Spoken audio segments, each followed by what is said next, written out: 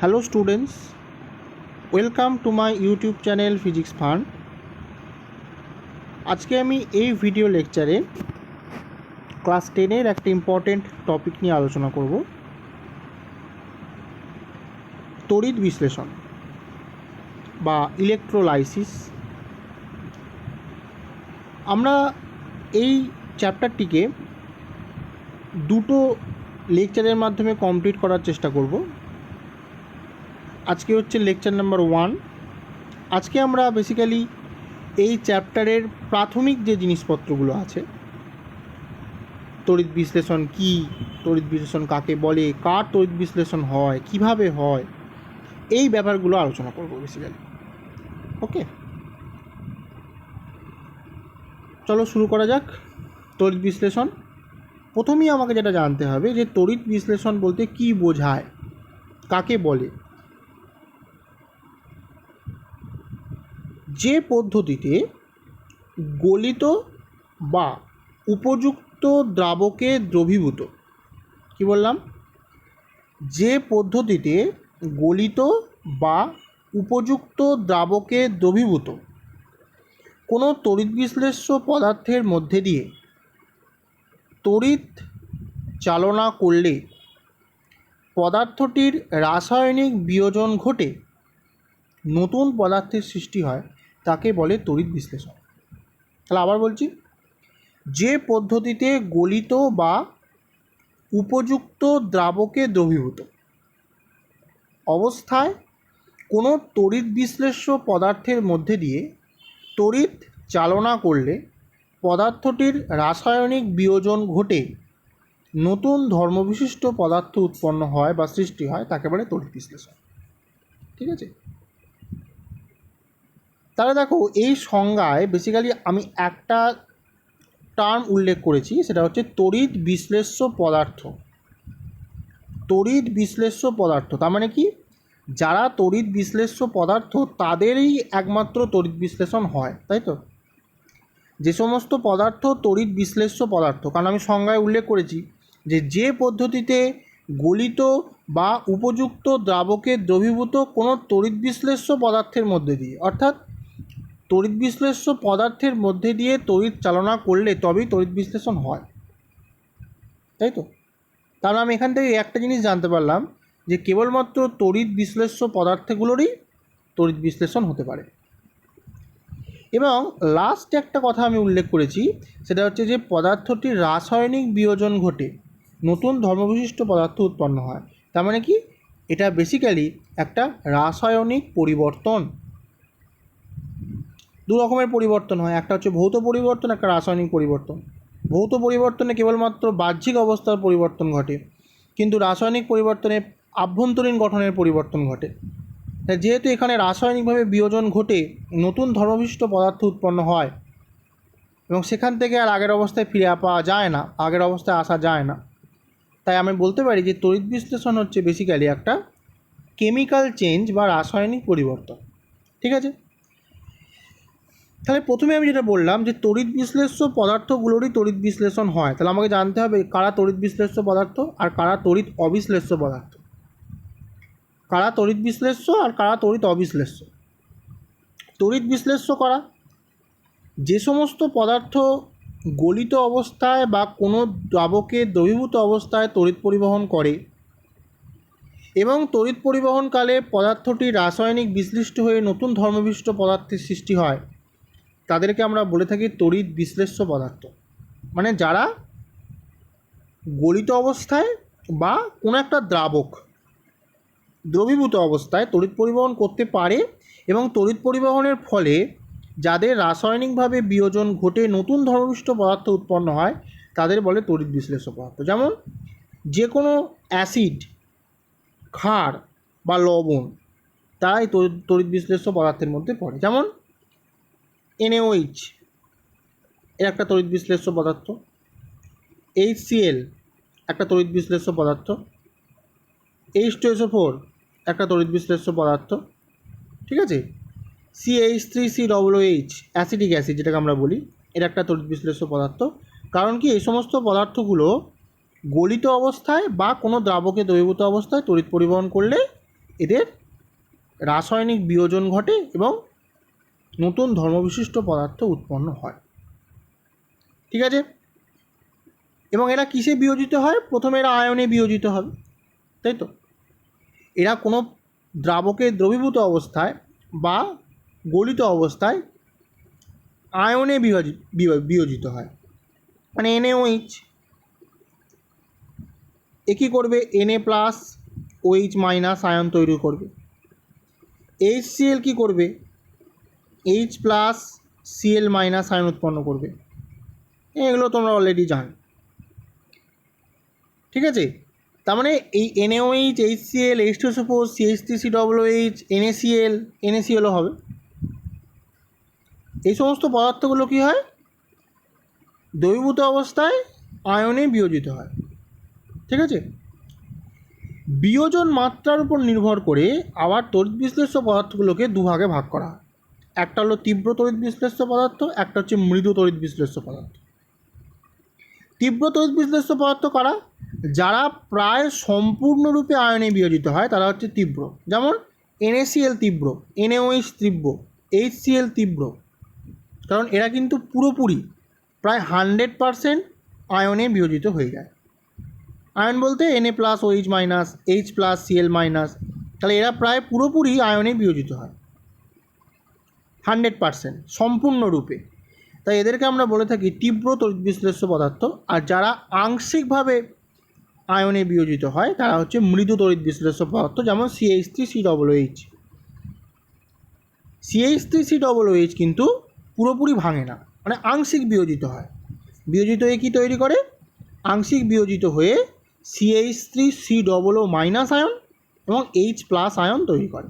অর্থাৎ CH3COOH এটা ভেঙে গিয়ে কী হয়? CH3COO মাইনাস আর একটা H প্লাস আয়ন তৈরি করে। কিন্তু এরা পুরোপুরি বিয়োজিত হয় না, আংশিক বিয়োজিত হয়। তাই এদেরকে আমরা বলবো মৃদু তড়িৎ বিশ্লেষ্য পদার্থ। তারপরে তড়িৎ বিশ্লেষ্য পদার্থ মানে যারা বিয়োজিত হয়, যারা গলিত বা কোনো দ্রাবকের দ্রবীভূত অবস্থায় বিয়োজিত হয় এবং বিয়োজিত হয়ে এদের মধ্যে দিয়ে তড়িৎ প্রবাহ চালনা করলে বিয়োজিত হয়ে এরা নতুন পদার্থের সৃষ্টি করে, তারা হচ্ছে তড়িৎ বিশ্লেষ্য।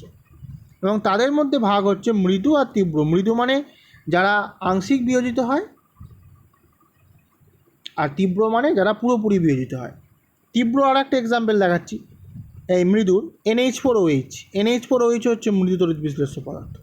ঠিক আছে, CH3COOH হচ্ছে তীব্র তড়িৎ মৃদু তড়িৎ বিশ্লেষ্য পদার্থ, আর NH4OH হচ্ছে মৃদু তড়িৎ বিশ্লেষ্য পদার্থ। ঠিক আছে, ওকে। নেক্সট হচ্ছে তড়িৎ অবিশ্লেষ্য পদার্থ। তড়িৎ অবিশ্লেষ্য পদার্থ কাকে বলে?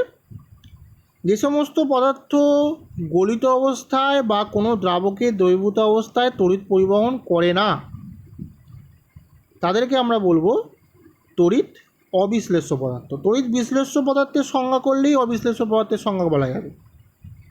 শুধু পার্থক্যটা কি? ওরা তড়িৎ পরিবহন করে গলিত অবস্থায় বা কোনো দ্রাবকে দ্রবীভূত অবস্থায় তড়িৎ পরিবহন করে, কিন্তু যারা তড়িৎ অবিশ্লেষ্য তারা তড়িৎ পরিবহন করে না।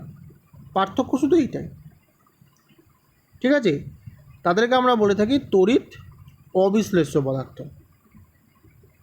ওকে, যেমন বেনজিন, অ্যালকোহল, কেরোসিন, চিনি, গ্লুকোজ, ইউরিয়া, এগুলো সমস্তই হচ্ছে তড়িৎ অবিশ্লেষ্য পদার্থ। অর্থাৎ এদেরকে গলিত অবস্থায় বা জলীয় দ্রবণে তড়িৎ পরিবহন করলে বা তড়িৎ পরিবহন করতে পারে না, মানে এরা গলিত অবস্থায় বা কোনো দ্রাবকে দ্রবীভূত অবস্থায় তড়িৎ পরিবহন করতে পারে না। এদেরকে আমরা বলবো কি? তড়িৎ অবিশ্লেষ্য পদার্থ। ঠিক আছে, মনে রাখবে প্রধানত যেগুলো সমযোজী যৌগ তারাই তড়িৎ অবিশ্লেষ্য হয়। ব্যতিক্রমও আছে। ব্যতিক্রম কি? যেমন HCl এ সমযোজী কিন্তু তড়িৎ বিশ্লেষ্য।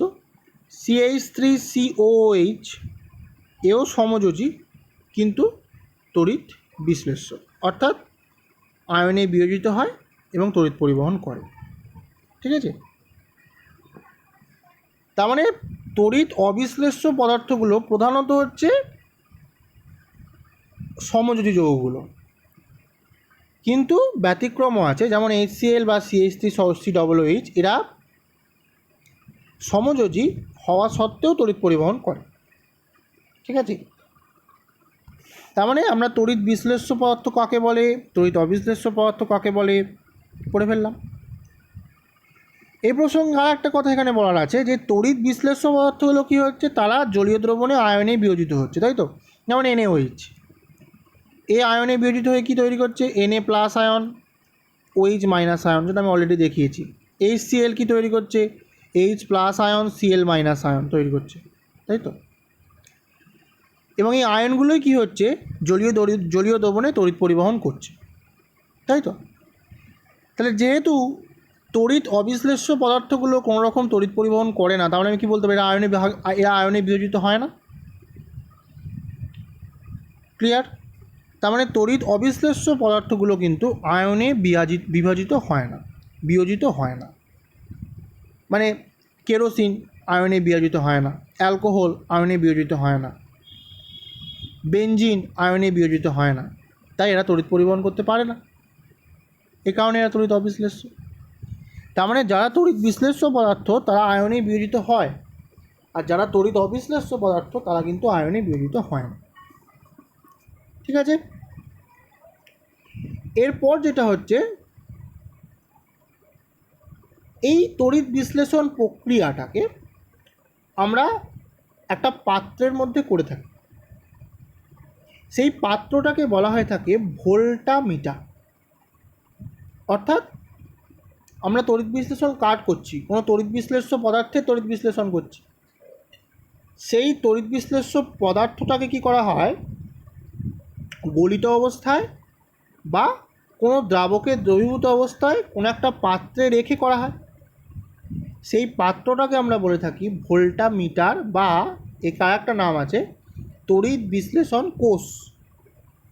ঠিক আছে, তার মানে তড়িৎ বিশ্লেষ্য পদার্থটিকে গলিত বা কোনো দ্রাবকের দ্রবীভূত অবস্থায় যে পাত্রে রেখে তড়িৎ বিশ্লেষণ করা হয় তাকে আমরা বলবো ভোল্টামিটার বা তড়িৎ বিশ্লেষণ কোষ।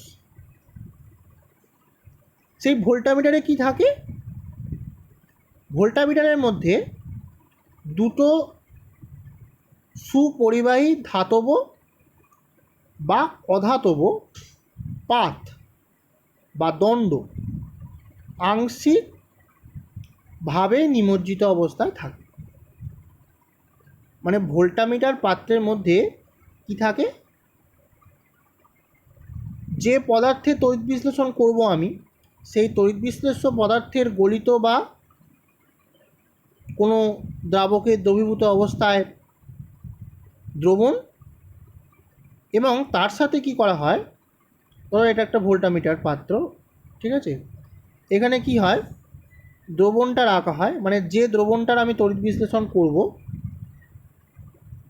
মানে ধরো আমি NaCl এর তড়িৎ বিশ্লেষণ করছি, তাহলে কি করব, NaCl এর গলিত NaCl বা জলীয় দ্রবণে দ্রবীভূত NaCl তাকে কি করা হয়, প্রথমে এই ভোল্টামিটার পাত্রটায় রাখা হয়, এবং এর সাথে দুটো সুপরিবাহী ধাতব বা অধাতব পাত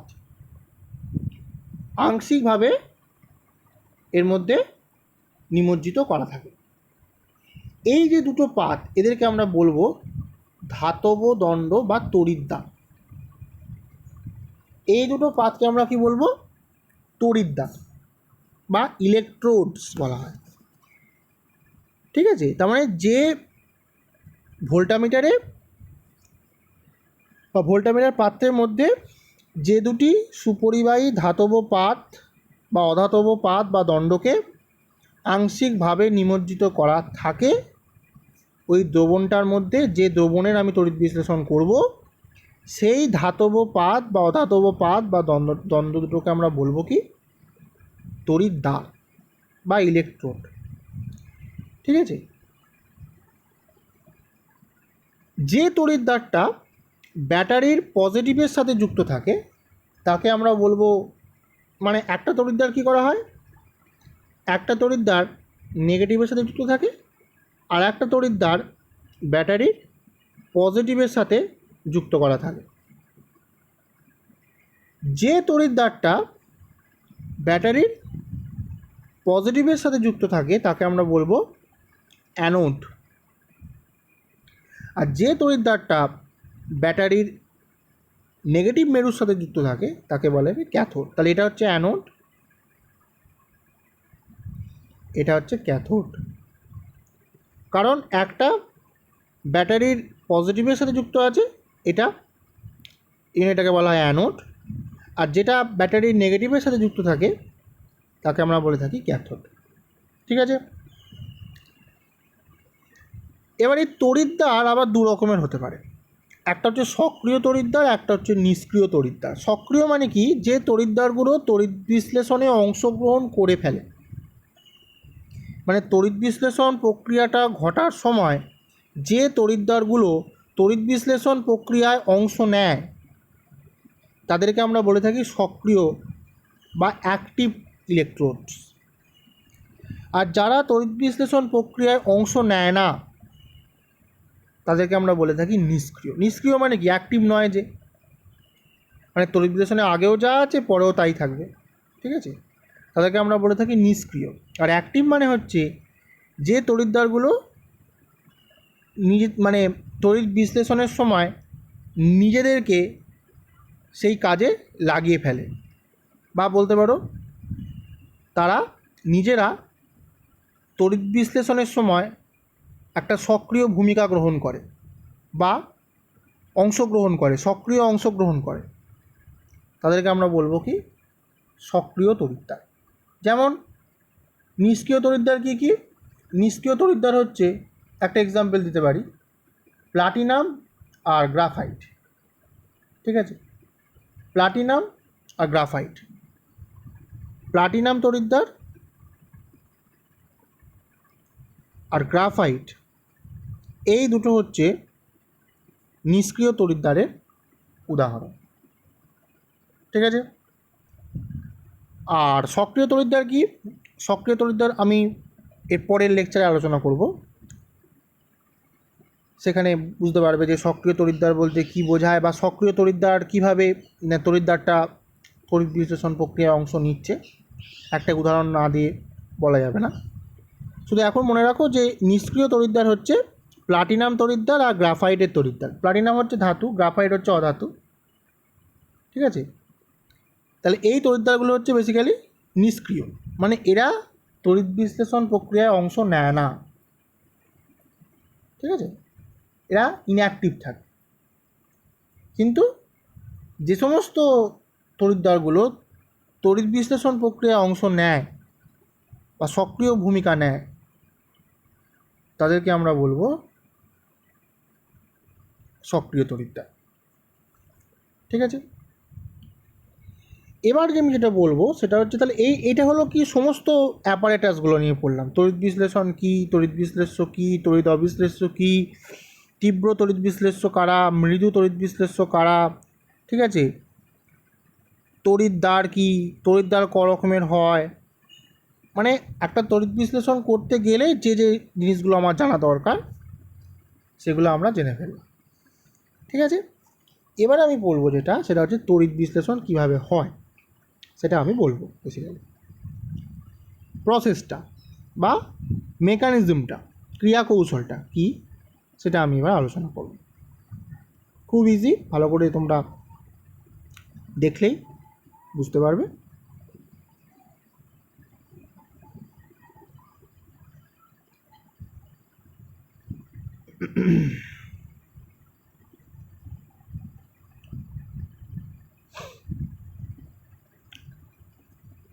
তাহলে প্রথমেই আমার কি দরকার? প্রথমেই আমার দরকার ভোল্টামিটার, অর্থাৎ যে পাত্রে আমাকে তড়িৎ বিশ্লেষণটা করতে হবে সেই পাত্রটা আমি প্রথমে আগে এঁকে ফেলি। তাহলে এটা হচ্ছে ভোল্টামিটার, এর মধ্যে আমি তড়িৎ বিশ্লেষণটা সংগঠন করব। এর মধ্যে কি করা হয়, যে দ্রবণটা আমি তড়িৎ বিশ্লেষণ করব তার গলিত বা জলীয় দ্রবণটাকে নেওয়া হয়।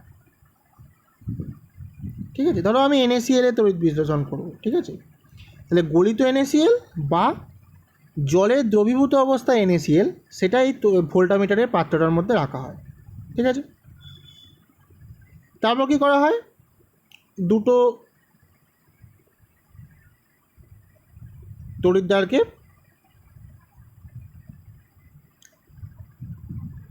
আংশিকভাবে নিমজ্জিত করা হয় এবং একটা তড়িৎদ্বারকে ব্যাটারির নেগেটিভের সাথে আর একটা তড়িৎদ্বারকে ব্যাটারির পজিটিভের সাথে যুক্ত করা হয় এবং একটা সুইচ থাকে, এটা হচ্ছে সুইচ, এটা নেগেটিভ এটা পজিটিভ। ঠিক আছে, এবং এই সুইচ দিয়ে কি করা হয়, ডিসি প্রবাহ চালনা করা হয়। DC means direct current. এসিতে কিন্তু হবে না। কেন হবে না আমি পরে আলোচনা করব। যে তড়িৎ বিশ্লেষণ প্রক্রিয়ায় ডিসি কারেন্ট দরকার, এসি কারেন্ট দিলে কিন্তু তড়িৎ বিশ্লেষণ হবে না। ঠিক আছে, সেটা আমি একটু পরে আলোচনা করব। তাহলে এই হলো ব্যাপার, এই হলো পুরো অ্যাপারেটাস বা পুরো সিস্টেমটা। আমি প্রথমে ভোল্টামিটার নিলাম, তার মধ্যে যে পদার্থের তড়িৎ বিশ্লেষণ করব তার গলিত বা জলীয় দ্রবণটা নেওয়া হলো, দুটো তড়িৎদ্বারকে আংশিক বা সম্পূর্ণরূপে নিমজ্জিত করা হলো, সম্পূর্ণরূপে নয়, আংশিক নিমজ্জিত করা হলো এবং সেই তড়িৎদ্বার দুটোকে আমি ব্যাটারি দিয়ে যুক্ত করলাম, একটাকে নেগেটিভের সাথে একটা পজিটিভের সাথে, এবং ডিসি প্রবাহ চালনা করা হলো। চালনা করা হলে কী হবে, যে তড়িৎ বিশ্লেষণ প্রক্রিয়া সংঘটিত হবে। ঠিক আছে, কী হবে তড়িৎ প্রবাহ চালনা করলে, এবার আমরা মেকানিজমে ঢুকছি যে তড়িৎ প্রবাহ আমি যখন চালনা করব তখন কী ঘটনাটা ঘটবে।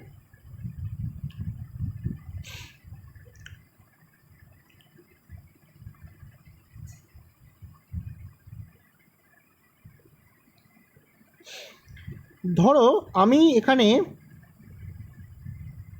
যে পদার্থটা তড়িৎ বিশ্লেষণ করছি, ধরে নাও সেই পদার্থটা হচ্ছে XY। ঠিক আছে, তাহলে সেই XY তড়িৎ বিশ্লেষ্য পদার্থটাকে আমি কী করছি, ভোল্টামিটারে নিয়েছি বিগলিত অবস্থায় বা কোনো দ্রাবকে দ্রবীভূত অবস্থায়। তাহলে কী হবে, প্রথমেই এই XY তড়িৎ বিশ্লেষ্য পদার্থটা কী হবে, বিগলিত অবস্থায় বা কোনো দ্রাবকে দ্রবীভূত অবস্থায় আয়নিত হবে। আয়নিত হয়ে কি তৈরি করবে, X প্লাস আর Y মাইনাস আয়ন। এটা ক্যাটায়ন, এটা অ্যানায়ন। তাহলে ফার্স্ট কী হবে, যে তড়িৎ বিশ্লেষ্য পদার্থটাকে গলিত অবস্থায় বা কোনো দ্রাবকের দ্রবীভূত অবস্থায় আমি ভোল্টামিটার পাত্রে রেখেছি, সেই পদার্থটা প্রথমে কী হবে, বিগলিত বা জলীয় দ্রবণে আয়নিত হয়ে X প্লাস আর Y মাইনাস আয়ন উৎপন্ন করবে। ঠিক আছে, এবার আমি যখন তড়িৎ প্রবাহ চালনা করব, তার মানে কি একটা ধনাত্মক আধান আছে একটা ঋণাত্মক আধান আছে বা আয়ন আছে, ধনাত্মক আয়ন আছে একটা ঋণাত্মক আয়ন আছে। অ্যানোড অর্থাৎ যেটা পজিটিভের সাথে যুক্ত আর ক্যাথোড যা নেগেটিভের সাথে যুক্ত। তার মানে কী হবে, যেগুলো পজিটিভ আয়ন মানে যেগুলো হচ্ছে ক্যাটায়ন, তারা কী হবে, পজিটিভ সবসময় কার দিকে আকৃষ্ট হবে, নেগেটিভের দিকে আকৃষ্ট হবে। তার মানে নেগেটিভ কোনটা, ক্যাথোড। তাহলে ক্যাটায়নগুলো ক্যাথোডের দিকে চলে যাবে। আর নেগেটিভ আয়ন যেগুলো অর্থাৎ অ্যানায়ন, সে চাইবে কি পজিটিভের দিকে যেতে। তাহলে পজিটিভ কোনটা, এখানে পজিটিভ হচ্ছে এখানে অ্যানোডটা, কারণ অ্যানোডটাকে আমি ব্যাটারির পজিটিভের সাথে যুক্ত করেছি। তাহলে অ্যানায়নগুলো কী হবে, অ্যানোডে গমন করবে। তাহলে সেকেন্ড ঘটনাটা কী ঘটবে, প্রথমে আয়নে বিশ্লিষ্ট হলো, X plus Y minus ion উৎপন্ন করলো। এবার কী হবে, ক্যাটায়নগুলো ক্যাথোডের দিকে যাবে, অ্যানায়নগুলো অ্যানোডের দিকে যাবে। কেন, কারণ ক্যাটায়ন নিজে পজিটিভ আর ক্যাথোড হচ্ছে নেগেটিভ, কারণ ক্যাথোডকে ব্যাটারির নেগেটিভ মেরুর সাথে যুক্ত করা হয়। তাহলে পজিটিভ সবসময় নেগেটিভের দিকে যাবে। তাহলে এই দ্রবণটার মধ্যে যে আয়নগুলো আছে, পজিটিভ আয়ন আছে, নেগেটিভ আয়ন আছে, পজিটিভ আয়নগুলো কোন দিকে যাবে? এই দিকে যাবে। আর নেগেটিভ আয়নগুলো কোন দিকে যাবে? এই দিকে যাবে।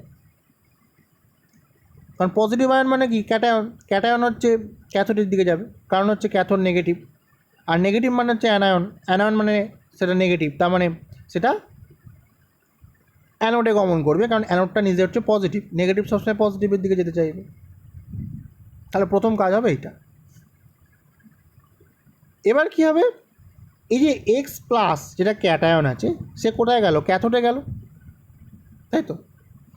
এবার ক্যাথোড নেগেটিভ, তার মানে কি? সেখানে ইলেকট্রন প্রচুর আছে। আর অ্যানোড পজিটিভ মানে কি? সেখানে ইলেকট্রনের ঘাটতি আছে। এটা ভাবতে পারো যে নেগেটিভ মানে সেখানে প্রচুর ইলেকট্রন আছে, আর পজিটিভ মানে সেখানে প্রচুর ইলেকট্রনের ঘাটতি আছে। তার মানে এই যে এক্স প্লাস, এর মধ্যে কী আছে? ইলেকট্রনের ঘাটতি আছে। প্লাস মানে কি? এ তো ইলেকট্রন ছেড়ে প্লাস হয়েছে। যখন একটা পরমাণু সে যখন ইলেকট্রন ত্যাগ করে তবে তো সে ক্যাটায়ন হয়। যখন একটা পরমাণু ইলেকট্রন ত্যাগ করে তখন ক্যাটায়ন হয়। যখন ইলেকট্রন গ্রহণ করে তখন সে অ্যানায়ন হয়, তাই তো? তার মানে এক্স প্লাস হয়েছে মানে কি? এক্স পরমাণু থেকে একটা ইলেকট্রন বর্জন করে এক্স প্লাস হয়েছে, তার মানে কি? এর মধ্যে ইলেকট্রনের ঘাটতি আছে। তাহলে এ কোথায় যাচ্ছে? এক্স প্লাস যাচ্ছে ক্যাথোডে। ক্যাথোডে আবার প্রচুর ইলেকট্রন আছে, কারণ কি? ক্যাথোডটা ব্যাটারির নেগেটিভের সাথে যুক্ত আছে। তা নেগেটিভের সাথে যুক্ত থাকা মানে কি? সেখানে প্রচুর ইলেকট্রন আছে। তাহলে ও কী করবে? ওই ক্যাথোড থেকে একটা ইলেকট্রনকে নেবে, নিয়ে কী হবে? ওর ঘাটতিটাকে পূরণ করবে, অর্থাৎ এক্স তৈরি হবে। ঠিক আছে? এক্স তৈরি হবে। এক্সটা কি? এক্সটা হচ্ছে প্রসম পরমাণু, অর্থাৎ এর মধ্যে কিন্তু আর চার্জ নেই। তাহলে এটা হবে কি? এটা হবে সংশ্লিষ্ট ক্যাথোড বিক্রিয়া, কারণ এটা ক্যাথোডে সংঘটিত হচ্ছে। তাহলে ক্যাটায়নগুলো ক্যাথোডে গেল। ক্যাটায়ন মানে তার মধ্যে ইলেকট্রনের ঘাটতি আছে। তাহলে সে কী করলো? ক্যাথোড থেকে ইলেকট্রন নিল বা গ্রহণ করলো, নিয়ে প্রসম পরমাণুতে পরিণত হলো। ওকে, নেক্সট হচ্ছে অ্যানোড বিক্রিয়া। তাই এটা হলো ক্যাথোড বিক্রিয়া বা ক্যাথোডে যেটা হচ্ছে। নেক্সট সেটা হচ্ছে অ্যানোড বিক্রিয়া। অ্যানোডে কী হবে? অ্যানায়নগুলো মানে ওয়াই মাইনাস সে অ্যানোডে যাবে। তাহলে ওয়াই মাইনাস মানে কি? সেখানে ইলেকট্রন বেশি আছে। আমি বললাম ইলেকট্রন গ্রহণ করলে কী হয়? তার মাথায় নেগেটিভ হয়। একটা পরমাণু সে যখন ইলেকট্রন গ্রহণ করে তখন তার মাথায় নেগেটিভ আয়ন মানে নেগেটিভ চার্জ সৃষ্টি হয়, মানে ইলেকট্রন সেখানে এক্সেস আছে, বেশি আছে, তাই তো? কিন্তু অ্যানোড মানে সেখানে ইলেকট্রনের ঘাটতি আছে, কারণ কি? অ্যানোডটা ব্যাটারির পজিটিভের সাথে যুক্ত। আর ব্যাটারির পজিটিভের সাথে যুক্ত মানে কি? মানে অ্যানোডের ইলেকট্রনের ডেফিসিয়েন্সি আছে, ঘাটতি আছে। তাহলে ও কী করবে? যে ইলেকট্রনটা ওর অতিরিক্ত আছে সেটাকেও কী করবে? অ্যানোডে বর্জন করবে। বর্জন করে কী করবে? প্রসম পরমাণুতে পরিণত হবে, তাই তো?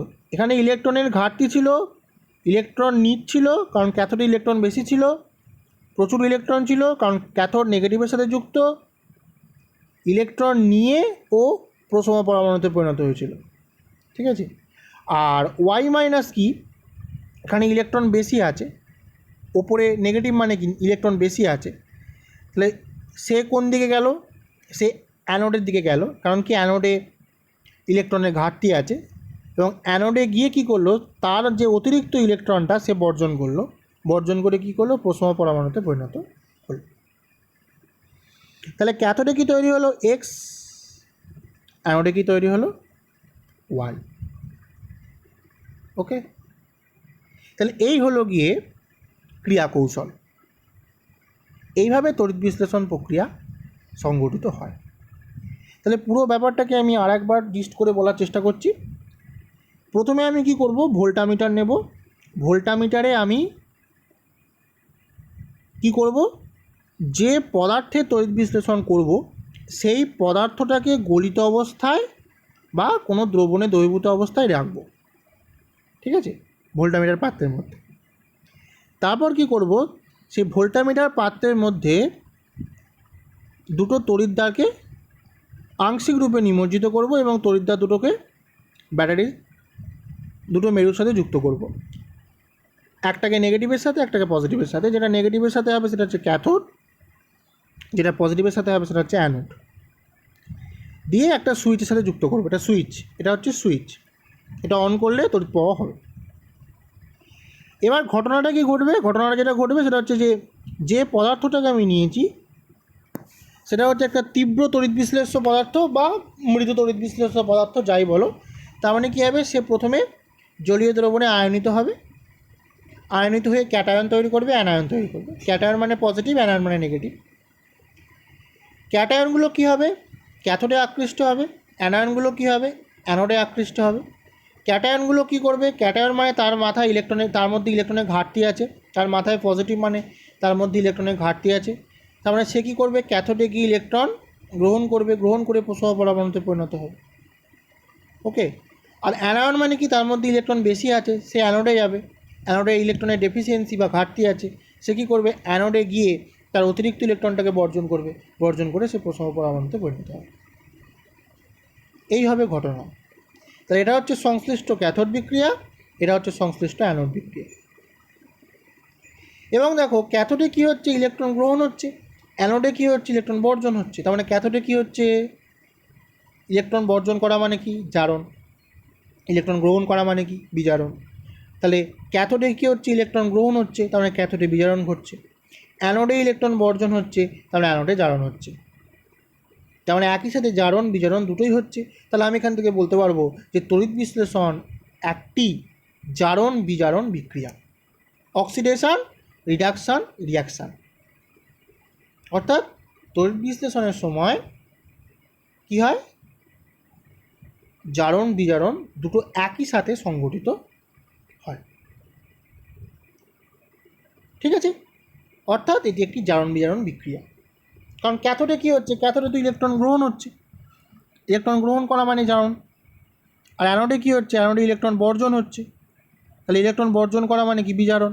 তাহলে জারণ বিজারণ দুটো একই সাথে ঘটছে তড়িৎ বিশ্লেষণ প্রক্রিয়া। এ কারণে কী হয়, আমি বলতে পারি যে তড়িৎ বিশ্লেষণ হচ্ছে একটা জারণ বিজারণ বিক্রিয়া। ওকে। আরেকটা কথা আমি এখানে বলেছিলাম, যেটা হচ্ছে যে ডিসি প্রবাহ নেওয়া হয়, এসি নিলে কি হবে, আমি বললাম পরে বলবো। এসি নিলে যেটা হয়, এসিতে কি হয়, তড়িৎ প্রবাহ মাত্রার দিকটা, ডিসি মানে কি, যার মান এবং দিক দুটোই অপরিবর্তিত থাকে সময়ের সাপেক্ষে। এসি মানে কি, যার মান এবং অভিমুখ দুটোই পরিবর্তন করে, তাই তো। তাহলে মান এবং অভিমুখ যদি পরিবর্তন করে, তার মানে ধরো এই মুহূর্তে যেটা পজিটিভ কিছুক্ষণ পর সেটা নেগেটিভ হয়ে গেল, আবার এই মুহূর্তে যেটা নেগেটিভ সেটা কিছুক্ষণ পর পজিটিভ হয়ে গেল, আবার যেটা পজিটিভ সেটা নেগেটিভ হয়ে গেল, যেটা নেগেটিভ সেটা পজিটিভ হয়ে গেল। তার মানে কি, প্রতি মুহূর্তে ব্যাটারির যে পোলারিটি সেটা চেঞ্জ করছে।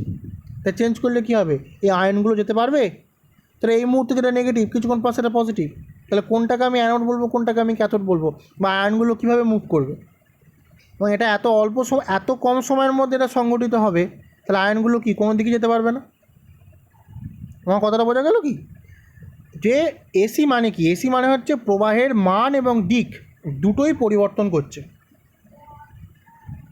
প্রবাহের মান এবং দিক দুটোই পরিবর্তন করছে। ঠিক আছে, প্রবাহের মান এবং দিক দুটোই পরিবর্তন করছে। অর্থাৎ এই মুহূর্তে যেটা পজিটিভ পোলারিটিতে আছে কিছুক্ষণ পর সেটা নেগেটিভ পোলারিটি, বা যে মুহূর্তে নেগেটিভ পোলারিটিতে আছে কিছুক্ষণ পর সেটা পজিটিভ পোলারিটি হয়ে যাবে।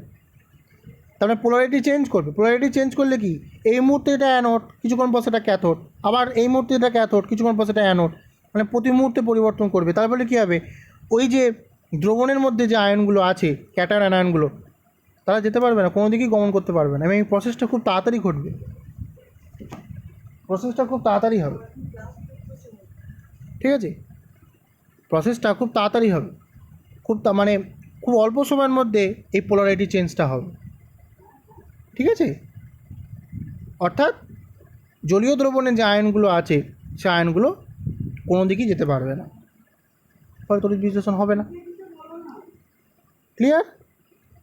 এই কারণে আমরা সবসময় তড়িৎ বিশ্লেষণে এসি ব্যবহার করতে পারবো না, সবসময় ডিসি ব্যবহার করা। এটা প্রশ্ন আসে মাধ্যমিকে যে কেন তড়িৎ বিশ্লেষণের সময় ডিসি ব্যবহার করা হয়, এসি ব্যবহার করা হয় না। তার উত্তর হবে এইটা। ঠিক আছে, এই হচ্ছে ব্যাপার।